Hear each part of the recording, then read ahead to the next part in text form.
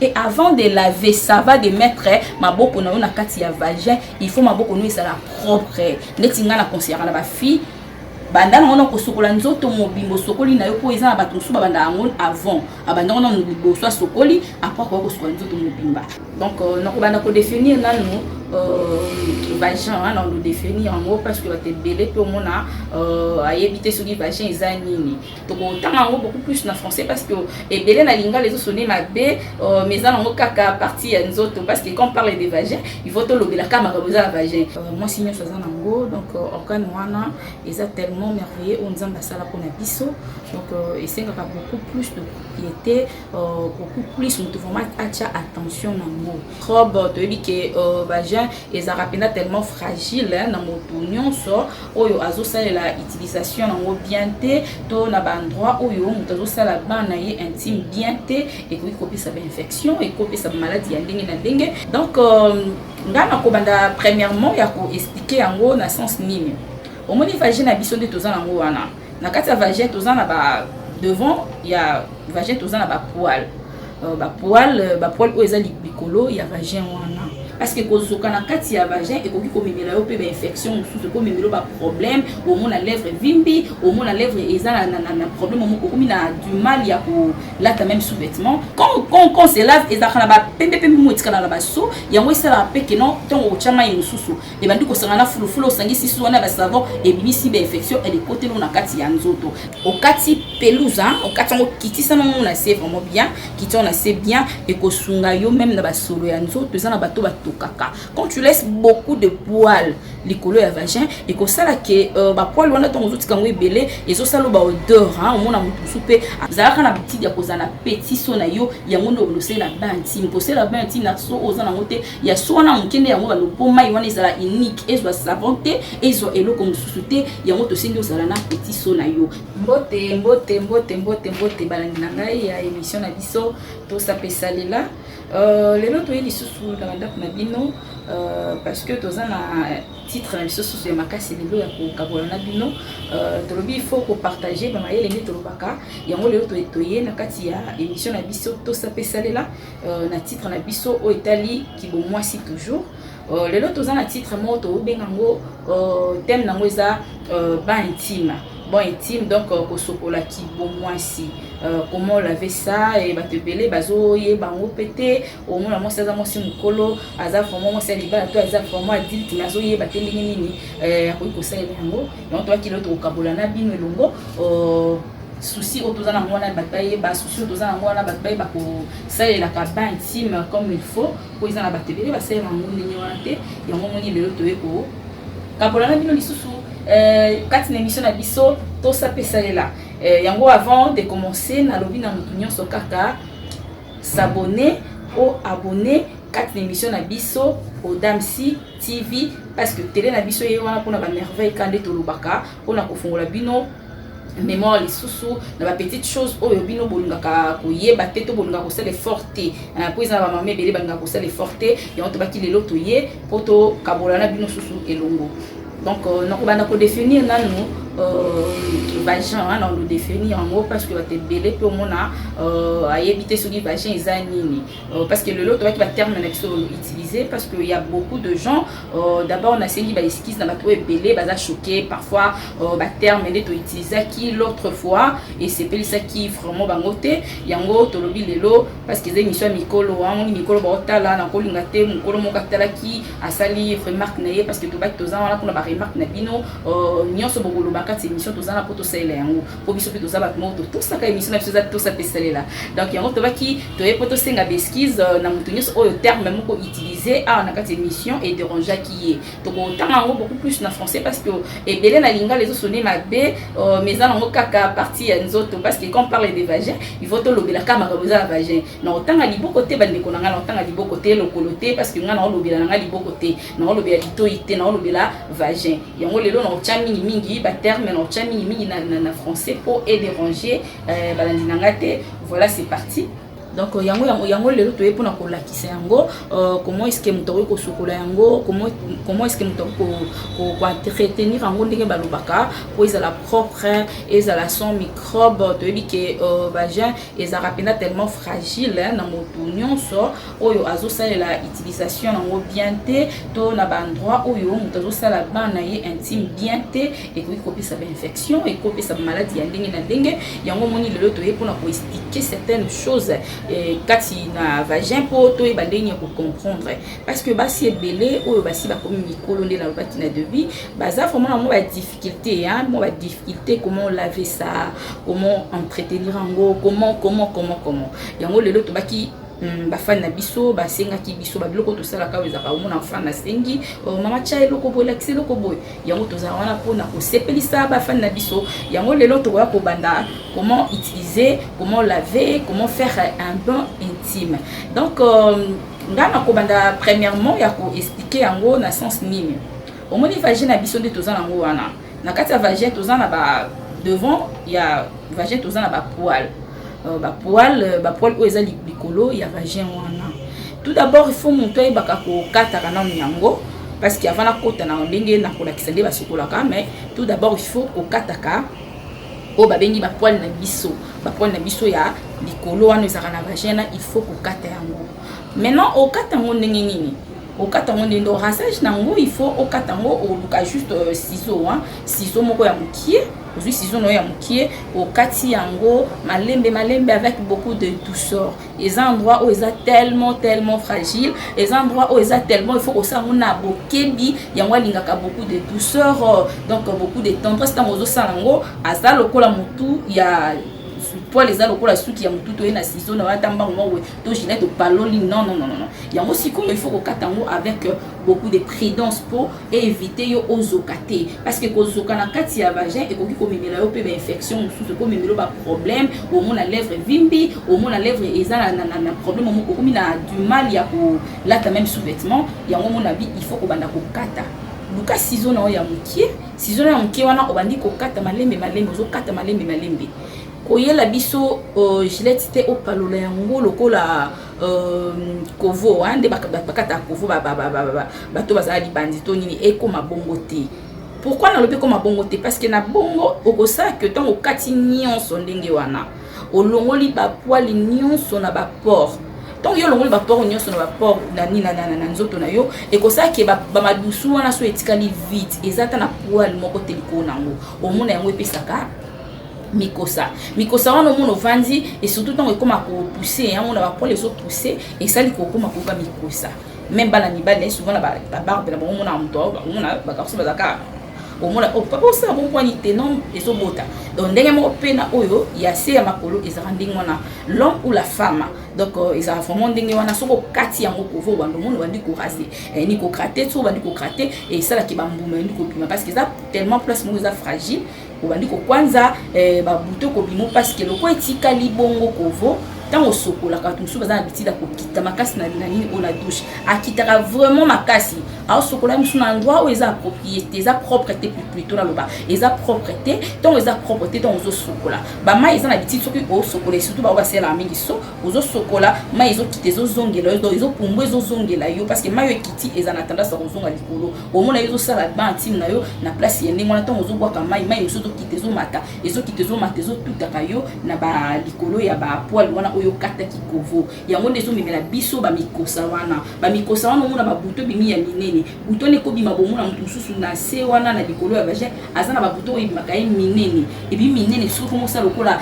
bibon omona mutu otambola bien te, parce que cause nango eza yo moko okata ki poil nyonso yango to li éviter ya kokata kovo yo c'est la ciseau ya muki gilet te non stop na gilet to lobi ciseau ko permettre yo okati pelouse okati ngo kiti sana on a c'est vraiment bien kiti on a c'est bien et ko sunga yo même na ba solo ya nzoto eza na bato batokaka. Quand tu laisses beaucoup de poils likolo ya vagin et ko sala ke ba poil wana to nzoto kango ebele ezo sala ba odeur omona mutu supe azaka na mal ya ko sokola atango pe pourquoi omona ba poil na zo toka, parce que ça déjà nzoto za mobimba ba poil za ba poil mingi omona ça que okobanda ko toka to nzoto toka ko zala vraiment kitoko to omona ba sa ba odeur odeur yango tolingaka kate yango lokola pelouse na se tango kitisi yango ase ekosunga yo parce que ekosunga yo okozala problème au gratter nzoto te parce que ba port eza ya kovanda ba port wana o commission te ko longola ba port ba bani ba poil likolo madusu wana ba eza nango normal et ça qui pelouse wana tango kiti bien et sungi au mona aux à 100 boutons aussi sur la ba misu za 6 ko kata bongo alekisi na ekaka juste poudre et d'arapé musu peso 6 ko kata ndingo wana alekisi citron de la lobaki la fois passée o lekisi citron likolo et ça lio bien pour longola pe odeur wana et surtout na mutu asubaka mingi asubaka maza na lingette te na basi mingi bazana na subaka trop mais azaka na bitidi ya ko pangusa te tango pangusa te avec de poil au monde et ça la yo solo il y a odeur il y a bien te odeur wana yango tonga katina se otie citron na so poudre na opakoli pour te bien passer là bon peu poudre et darango ça la problème te soko le toleki na partie wana ya ko kata poil na yo ya na likolo ya vachien wana après to kitina se lavage nango siko to kota na morceau na biso ya butuya ebele ba ba kosokola nzoto te ezaka ba débat mingi ya ba débat mingi ba débat au mona na mona ngo ba tebele au mona na kati ya vagin ba kotisaka ni musapite so kotisi musapi na kati ya vagin et ko sala ke boy tout le monde biso tozora ba formation la biloko to pesa bino ce n'est pas pour rien na téléma devant vous na zo maloba ngala ndolo non on a des médecins au baïda rabiso ba biloko oyo nde yango tozo tema devant vous poto ebisa bino comment est-ce que ba biloko ko kozala to edane bino pe bozo edaranganga pe nazo ko edarabino donc ezo sala ka ndenge wana ndenge to lubaka poto sungana na kati émission na biso to sape salela et on a le bien va continuer parce que na banda sikoyo na kati vraiment ya partie na biso otobi ke ban intime comment laver ça comment faire ça donc na sengi yo o chakaka j'aime na yo na sengi yo o partager je vous en prie j'ai dit partagez massivement parce que émission on a besoin d'aider ata mutu moko soki aider mutu moko na kati nda e ko sepesa motema na ngeza lokwa mutu moko kotilola nzamba za kana esengo soka moni mutu moko ka kotilola saka nzambe plaisir ngape oya bino mi la fleur momu la bino soki na moni ata mutu moko komelinga ke non émission on a landa ki esala kinga bien e ko sepela pe na motema na ngana koka plaisir pour mutu moko abenginga azui solution na ba problème na ye voilà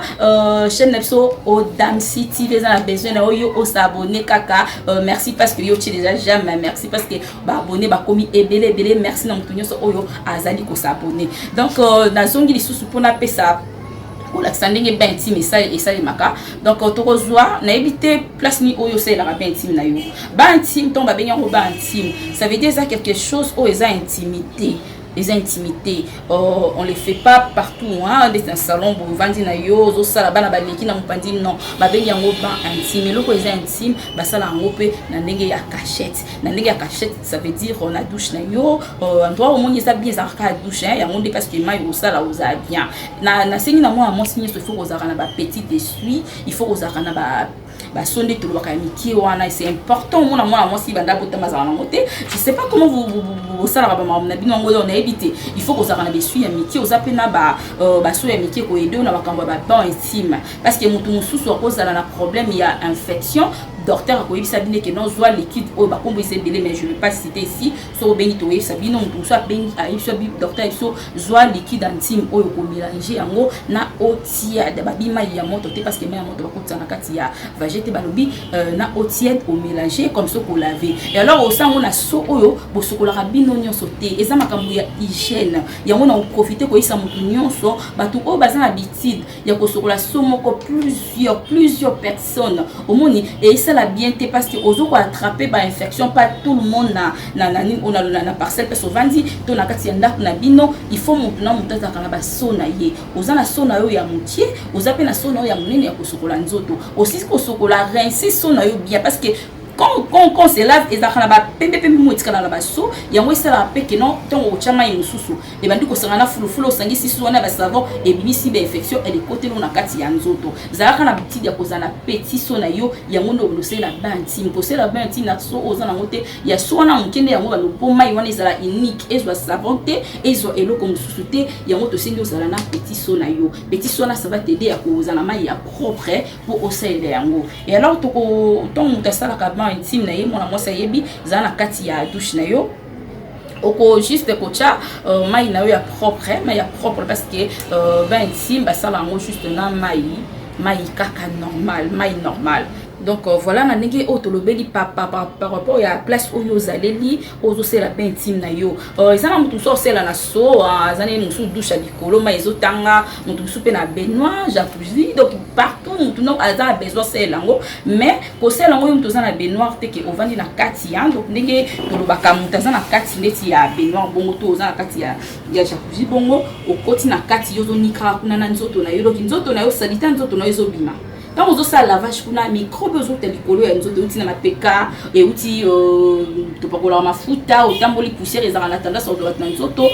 et mon anaté va poussière, on a mis bimakanakati ya mai. Mai au muta sokole, surtout au hasard na possibilité à construire la mai, ils ont un micro, on a so, à mon amour, vraiment des gens bimawana. Ce que vous avez na kati ya benoir, tout na kati ya chaque na yo, au tira mai belé, monsieur mon attaque avec des monstres, tout comme ça. Salité ko bimayo au mon amour, mais si vous avez pandikara, ma colonna kati kuna, toi tu te laves, wana eza ba intimité wana oza komi bakisa ba infection ba microbe et comme ça que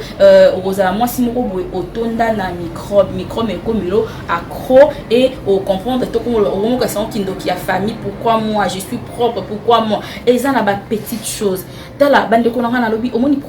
propriété na benga ngo c'est tout un travail.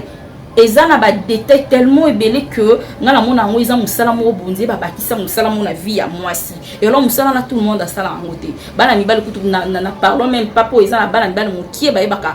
ko za na propriété vraiment ya nzoto na bango mo esenga kaka moi si alandela ye pour comprendre ya ngwana sikoyo na ebisi yo mtoza na benoir wana to za na jacuzzi bongo luka petite bassine na yo soit oluki moi so na yo ya mokie o ko ndusunga yo tant aussi so so na kati wana. Alors je na loki quelque part place au vendre de la langue pour c'est lango ba intime na lobi ba intime pour ça ngote au vendre likola bassine ozo bwa kana ezo zonga ezo kita ezo bwa ko zonga kita basala ngo bongote basala ngo ozana mupanzi donc ozo sa ben intime ndengo ozo sokola o ezo kita ezo kena ngo parce que ezana ba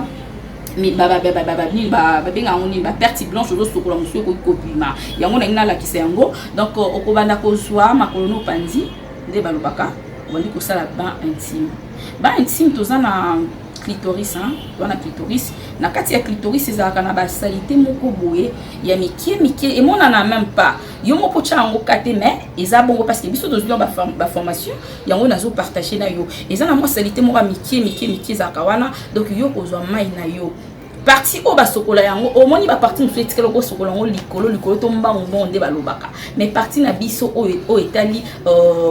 vagin basokola yango avec beaucoup de patience na sens nini prend du temps aux 8 ans na yo vraiment aux 8 ans na yo ozo sokola yango na bokebi nyonso pour éviter ya kozoka parce que yom tozaka wana oza manzaka milai hein moni manzaka milai et ça kobi moni ka manzaka milai mais yebango et memelo ba infection zaka na bitide soit ko plaquer linzaka moko o musapi wana oyo sokolaka na vagina o ko plaquer yango te zaka na bitide ko katango et avant de laver ça va de mettre maboko na yo na kati ya vagin il faut maboko no esala propre neti ngana conseiller na ba fille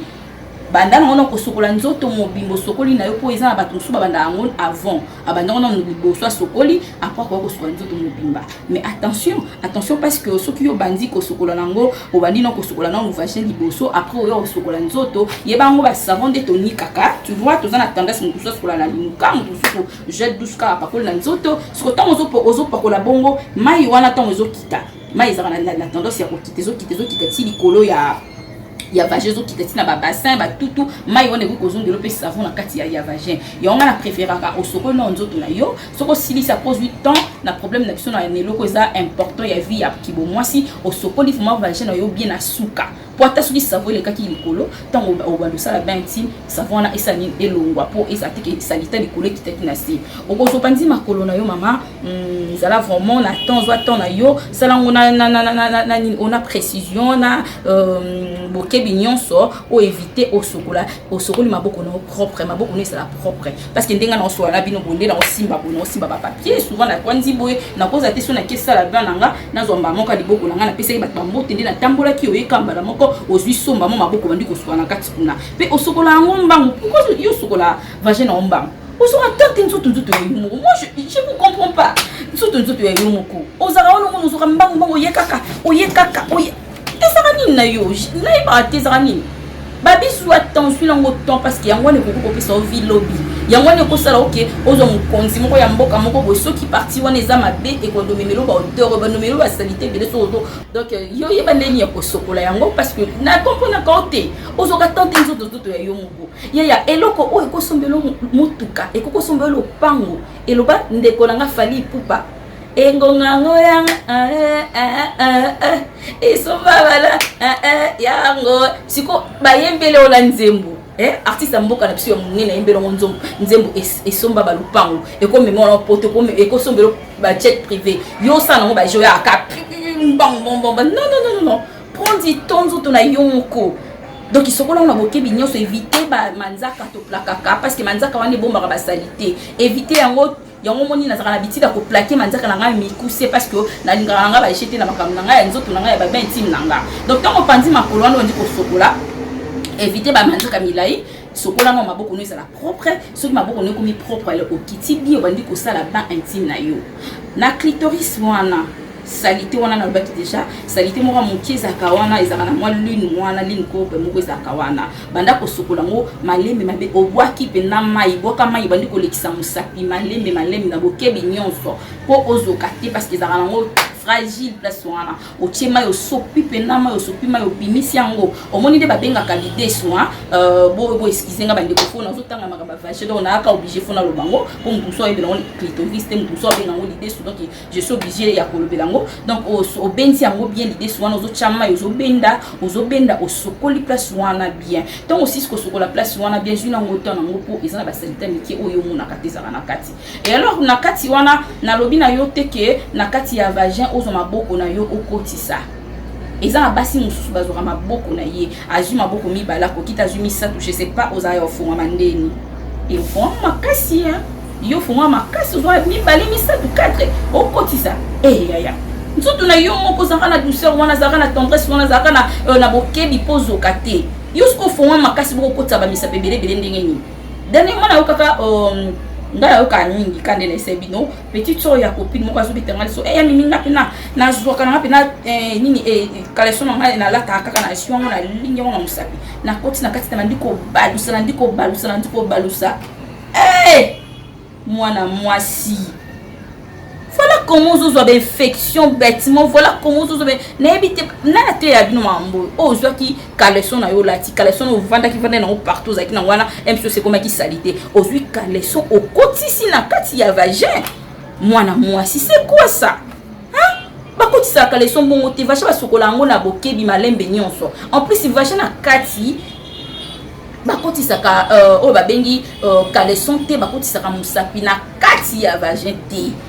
bandeko s'il vous plaît na kati ya vagin basokola ngo okotisi musapi oyo kokotisa balobino to kotisa na kati boyebi un moto za soki mutabelo mona médecin biso bino na besoin ya perte blanche na yo que deux jours na perte blanche je dois penda o evandi na kati kota col ça veut dire batinjo kotisa musapi na kati pozwa perte blanche wana po aider bango basela ngo examen po batangelo malade oyo saki nini ozaki na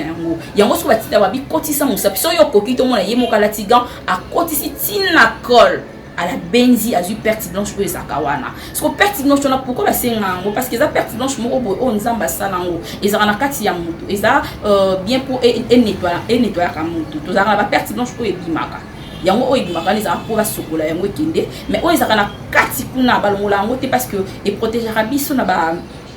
d'infection bundaka les appartenants chez bundaka contre des infections yango balongola yango te voilà pourquoi balobaka kokotisa musapinyo sur na kasi ya vagete soki po osokola musapina oyo kokotisa parfois soki eza musapi oyo ndenge okotisa ngo e komata kati awa te ya musapina biso e suka awa donc soki suki awa siko eza électricité que okotisi musapina na vagin ozo sokola likolo ya vagin pourquoi na lobi likolo na mwasi oyo asa na infection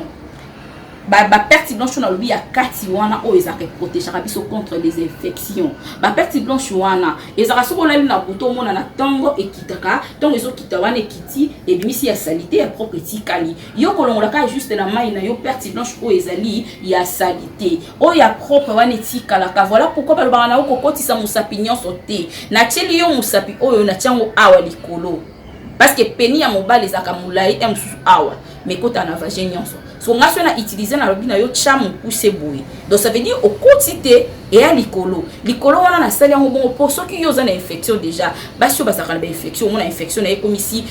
ba perte blanche jaunâtre et comme ici ba perte blanche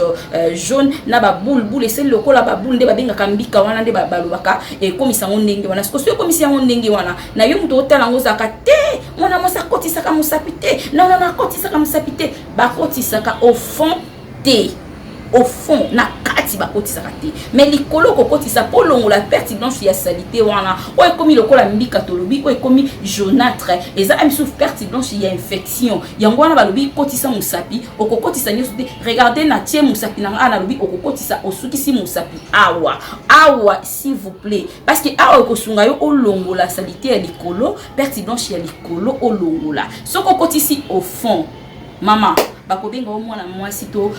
mama moko watunda na une infection parce que yo musapi no na avoko tsango na kati ya vagin na sokola ngote yo za no plaka manzaka milelo kwa ndoki yo mona ngo bote mais so memelo ba maladi kati infection na yo en plus de cela ozozwa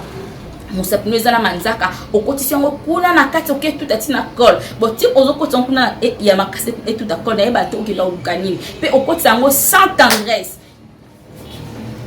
tu o sokola nzoto no makasi bon poani yo mo amoso zotalanga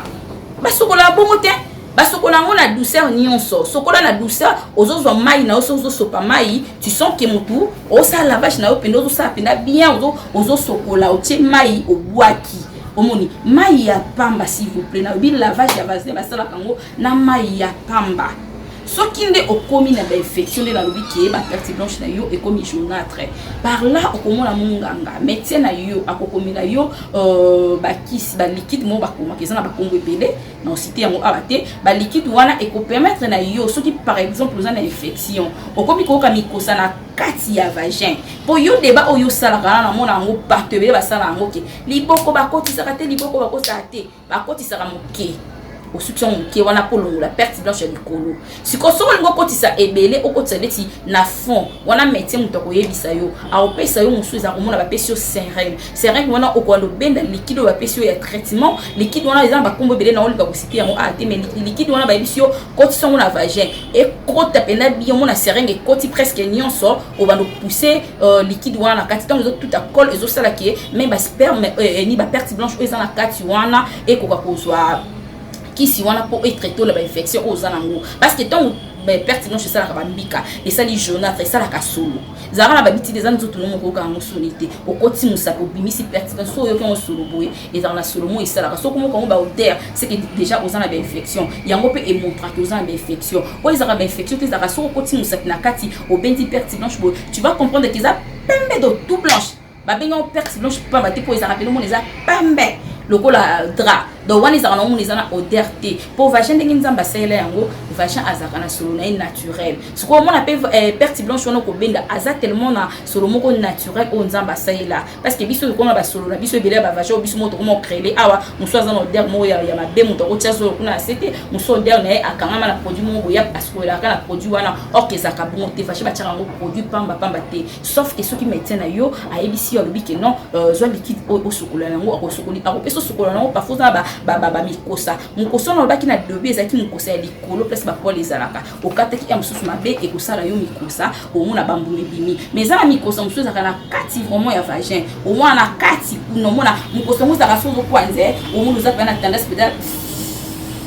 miso omona ozoki mais en elengi moko mukosa wana kolanda elengi wana te ozoki elengi wana komaka yo moso ovandika non eza déjà perte blanche ya mabe oyo bendi ko salo ba mikosa wana ezo singa ke non ozo traitement pas munganga donc olande lengi wana te so ozo kwanza ndingo no landi elengi wana e ko détruire yo e ko sala o mona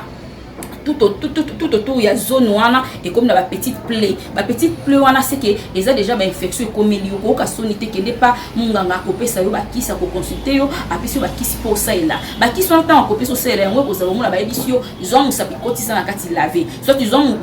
musapi zwa ovile oyo okotisa na kati kuna po ovile wana sala et alors yo mutolo ba kotisa na musapi te ba kotisa musapi te non il y a des moments où ba kotindo pas médecin na yo okotisa musapi yango volanga na dobi na yise que na ba innovation ba kotisa musapi mais bakotaka juste mon keboy mukebo po osokola likolo pas au fond na kati kunate soki ozo sala bongo omona mona moso koza tellement propre vagina yo koza na ba problème te oza tellement bien oza tellement secret parce que ozo respecter ko batela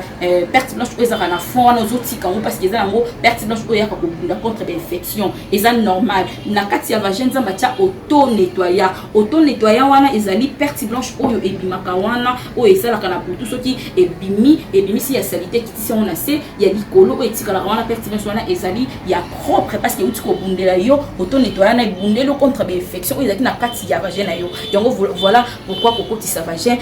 mosapi na kati tina fonte po olongola ba perte blanche wana te yo mutozaka na ba bitidi wana cc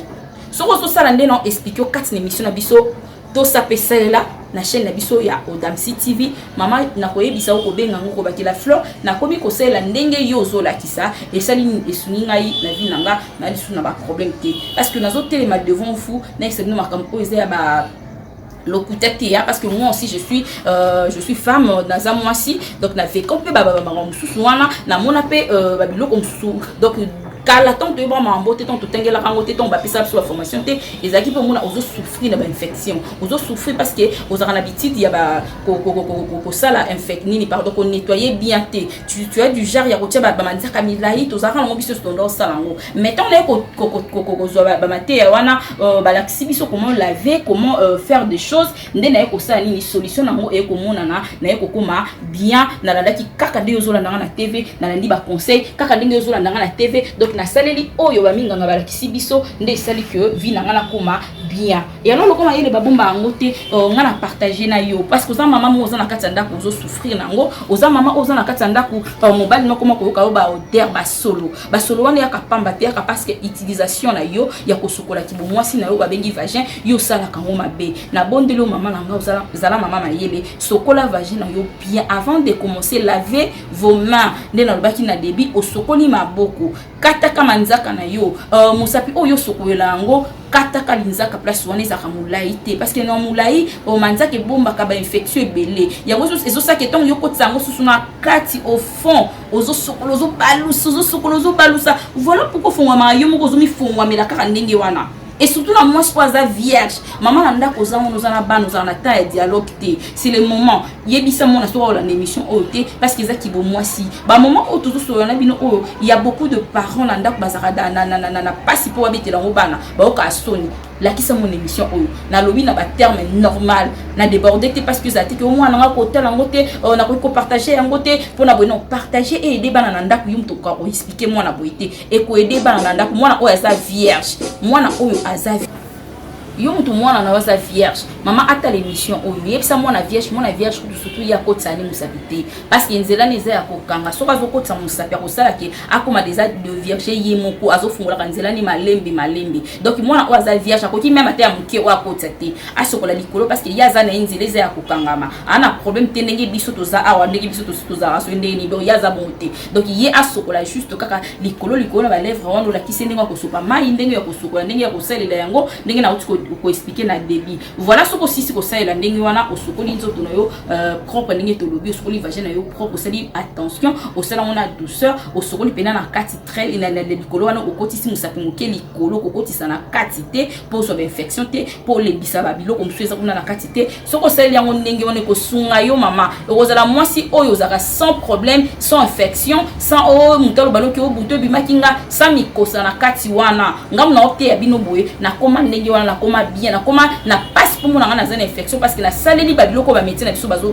la biso et après ce aussi si wana okeka la chambre na yo pangusa mai na yo très bien na nzoto o pangusa mai na yo très bien zara na ba ndela ba na dobi mushu ba ni ba esui na biso ya mike esui wana ya mike et on a pona ko sunga na sens ni soko sisi ko sokola nzoto na yo ki bomwasi vagin na yo okozo esui wana kolata bongo te musu bazala ko mona zui kaka elamba apangusi likolo boye vagin za wana ezana ba mai azui kala so alati ba mai wana to etuti na kala so esa sous mulunge et ça la solomon epesi sous infection omoni zo essuie na ya propre essuie ya bien au pangusi pangusa pena au pangusi bien vagin na yo komi sec alors lui caleçon na yo to sous-vêtement na yo au lati pe yo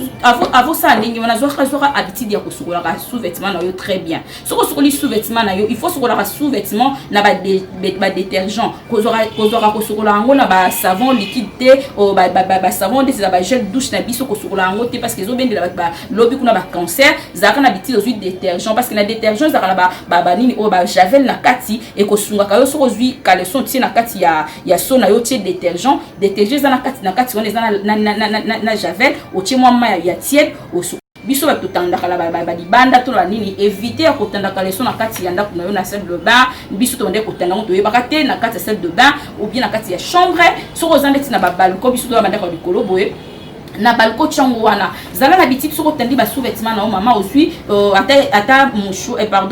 foulard ya propre landisi likolo na ngoti ba pince na mipandi pourquoi bongo pour ces réseaux bêta ba mouche ba nzindi ba tele maliko na ngo soki ba zote maliko na ngo e ko memelo sous infection dozana ba courant place mouche za mingi to mona pour ezate outi non ka libando ye ba tout ça bon ndenga zo benda caleçon na singa ndenga okikola la non stop la stop donc il salango stop nangana la sabino comment est-ce que ngana tchaka ba sous-vêtement nanga je sais pas soki to kozala donc ozui yango soko longolo na singa repasaka yango soko moni ke ba koureza ka mingi te zaka na titoko repasser belé oyo zaka nango repasser tout à la fois o tia na kati ya nini ya sachet moko ya propre to na valise na yo mais ata o tia na valise zaka na bitidi ko ba sachet ya propre ya minene ko tsala sous-vêtement nyonso o koti yango nyonso kuna comme ça et ko sala ke za la propre ata so tia na kati ya valise poussière te beti ko la valise na kati kuna eza bien protégé na kati ya sachet mais repasser yango avant de porter pour éviter ba infection sous. Voilà pourquoi on a dit nango ya kokabola bino yango wana donc moi si soko zo sala ndenge wana e ko sunga yo caleçon na yo e ko za infection te au repasser tous à la fois au garder yango au garder ceux qui peut osaka na courant chaque jour ndeti ngana sa na zana na repassera nyonso à la fois mais ceux qui coureza yango na ko zo pe avant la tanga na lekisi surtout mingi côté à C place to vacher vandaka au telemisi mo moto faire monnaie au telemisi moto e bomi ba bactérie o ezakawana o komone yo sunga yo osani ola takaleso na yo propre yo pe mama mutozola na ndako yo mutola na papa kolinga te mai ya papa o lala ki na ngona butu nde bosise ko sala amour na bino na butu mai wana ovala ki na ngo depuis butu ti soko soko la 12h 17h ozana mai wana ezo memela odeur vaginale ezo memela odeur vaginale pourquoi papa koza pe ba sperme na ezaki na infection. Déjà ce qui na butu aussi c'est que ça rapport bon au chocolat qui s'appelle TDM sur infection au côté penate mais ce que ce qui bombi maiwana depuis pour ça que ça kao parce que butu les gars qui bitumbele qui makasi bitumba mikolo ba chose que tu aimes bien donc ça li que esengio là na pose qui fatigué non stop place wana zaka na habitude aussi au sokoli mai na olongoli mai ya papa soki longwe omona ozu sous-vêtement ya propre ndena lobi zaka na habitude de repasser ka kebele garder yango na kati ya sachet ya propre po tina kati ya valise na yo soko latinde ngwana wando za pena na infection te soki ba sperme ya papa za na infection o wando remarquer à chaque fois yo za na mikosa na kati kuna ya vagin parce que za ba malade o ba na basi bele bazobeleza na kati penda di koloko tout place ba poil ezarate mais mona na kati ya vagin mama za la kaka et ça que ngona donc aussi so tchemu sapi boki penda solo na liboko na parce que ba sperme wana komi ko sala ba infection ezo ça ba odeur en plus donc ko koma ba porte pemene autour ba petite pleure wana okoka soni ya kokende pas médecin donc ozoka soni koke pas médecin et comme ça okoma polele okoma kofungama po ba infection fungula penzo to ya mwasi voilà pourquoi na conseiller so okute na ba problème ndingwana kende et pas médecin na yo apeso ba kisi akolaktion de yini okose la ban intime par rapport ya nini o ya examen sali yo na ba sperme et na nini perte blanche na yo examen wana ko bimisa kisi o ba ko pesa yo ezaka minka ba liquide to ba ovule au moins ba peso sa nini okotisa ya vagin donc voilà émission na biso esiliwana na lobby ebele on a contenu à temps ba papier ko tuna simbité ya ma robezaki ebele olobela papier mon ki na tali pendete parce que toza ma musu a olobela prochainement to ko bakisa lisusu na ba ezo zanga donc yo pe mutoza wana pona ko kopesa babani o ba commentaire to ko tia ba critique na yo et ko sunga biso poto sala émission bien koza wana pona ko finga te soki omoni émission na ngepesa ko mutema pasi et ça ko mabe mama s'il vous plaît ko tala nongo te tika ba fan nango balingani ni la fleur ba ta émission nanga donc on a le but que non zala wana pour na partager pour esunga biso na kati ya bandako mayele bakabola rango babomba rango te. Voilà pourquoi ngana kabona bino mayele o nazaki na yango. Donc to suki a émission na biso suki a prochainement to continuer yango pour eza ebele to ko laksa comment est-ce que to ko sukola sous-vêtement na biso. Et voilà to komina suka ya émission na biso bayanga na koki kozanga jamais ko boka bango mabanga parce que bango nde basala ka émission au pezala bango nde batala ka yango bango nde bapesa vraiment ba commentaire ba commentaire na ba critique na bango ya bien. Donc na pesi mbote na nga ya liboso na bayanga vraiment wala ba copine na nga pena so batangi bango te ko sala bien te na mutema ba copine na nga ya katimini na waki mira place ozali copine na nga ba mbote be to ozia ka bébé Christelle Mouvuluka ya yo yango wana copine na nga moko ya katimini na waki Elise nanga yo yebi ya to betaka pena tanga bakati ya tango Elise nanga ba mbote na yango wana so na bosa sumati contrôle ya babi contrôler ba monyo so kati na banque contrôler ba monyo so kuna kati ya banque advance banque. Donc ya yo yango wana mati contrôle ba mbote na yo na ko mingi parce que wa fi moko bien soki nazangi sukotanga F basilwa wana pena copine na ya katimini copine na palais ya tango na pesi wa mbote belé soki na bosen kotanga boss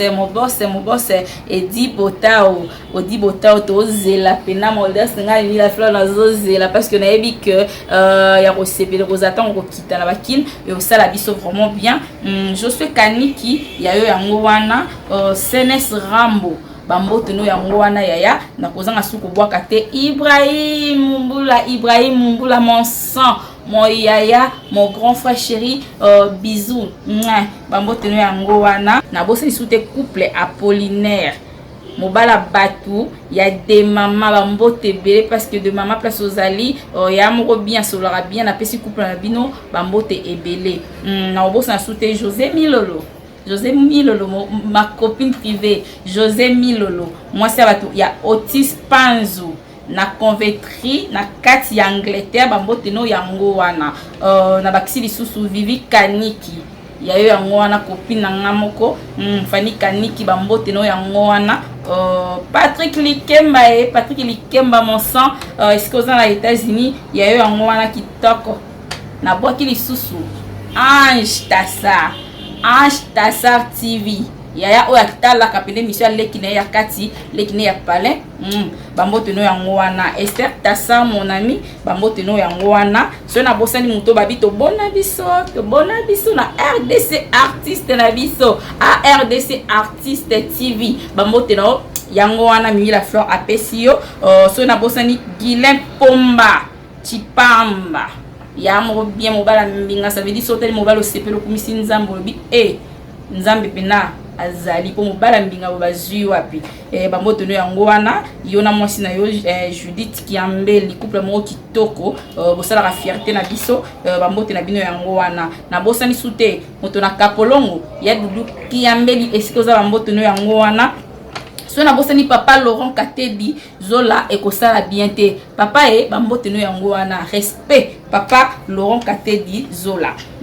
Pierrette Bombito bambote no pe yango wana mamisiko zali nzambe abomba yo apambola yo Emilia Fokonye mon sang yaya esiko zali ba gros bisous na famille Mobimba esika bozali soki na bosani soumettre Mandela Osita na mwasi na etete Bakambu. Donc bambote na bino ngwana maître Mandela ce que vous allez au petit sœur na ya palais na pesi bambote ebele na bosse kopisa bambote te pas mon garçon moi na moko Jafet Gachor esika zali na pesi bambote ma maman chérie maman Isabelle Mbingu na bosse toute ma famille o bazola ndanga bambote na bino yango wana so na bosse kopisa moi si na bisoko moi si na biso moko atala ke émission o makasi moi si na biso ya mbinga babi moi si atonda moi si moso taliwe de longue jambes Edwige Matwiku na bala nyonso na ndako esika bozali bambote na bino yango wana. Donc émission na biso sili awa beaucoup de ko s'abonner beaucoup za la vraiment de citer au revoir bisous bye à la prochaine.